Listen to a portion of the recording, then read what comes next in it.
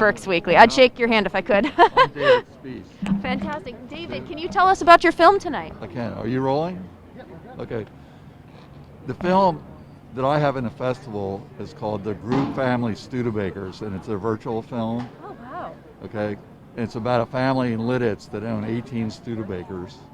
And the whole film is at the Lidditz car cruise that they have every August, where there's 250 cars up and down the main street on display. And I interviewed two of the family members.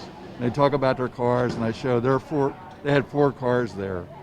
And then I show all the other cars, and it's really interesting. You know, people are car crazy.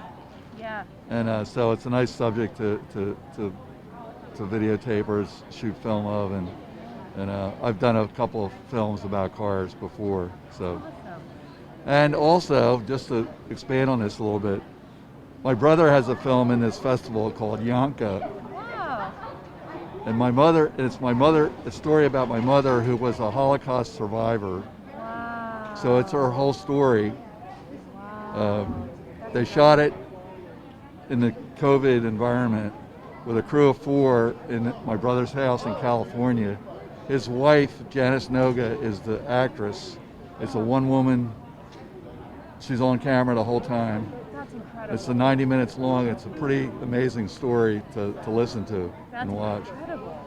And the third film is called Whisper, and it's about a black family in North Jersey where the husband is an entrepreneur. He owns bars and apartments in New York, and he's on his way to being really wealthy. And his family is murdered. So the story evolves around that. And the reason I'm talking about it is because my cousin produced it. His name is Howard Nash. And I got to work on it. Wow. I did the color correction for the film, and I did the credit roll at the end, and I edited the murder scene. Wow. Because it needed to be recut together. And so I did help finish the film, and but it's kind of interesting. I also was a second unit camera operator. I shot a couple scenes for it too. Oh, I was actually just going to ask, can you tell me a little bit about the production of your films? Well, the Whisper was shot in New York City, in North Jersey, and I was on the set in North Jersey, and I did the news reporter scene, and another scene that was a commercial that was inside a television screen on the set in the show. And it's kind of an interesting story. My cousin wrote the script, and it's based on a true story. And what the true story is that the police never solved the murder.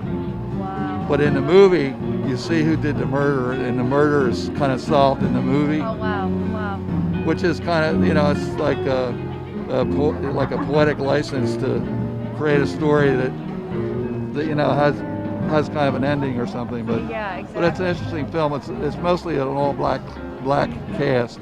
So I'm involved in 3 films. Wow, that's amazing. Because my brother's film, I did the credit roll at the end, and I also did the trailer. I edited the trailer together for him. That's just amazing. Yeah, so it's a fun event. I'm just sorry that we have to do it this way. I know. I'm glad some people were still able to come out, though.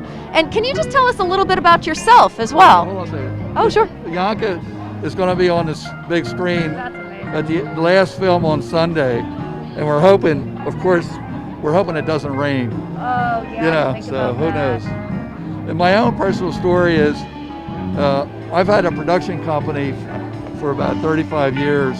I closed it last year. I just sort of work out of my house a little bit. I do a couple of little projects here and there now. And I studied radio, TV, and film in college, and I worked in this field my whole life. I worked part-time for Channel 6 shooting for their magazine shows.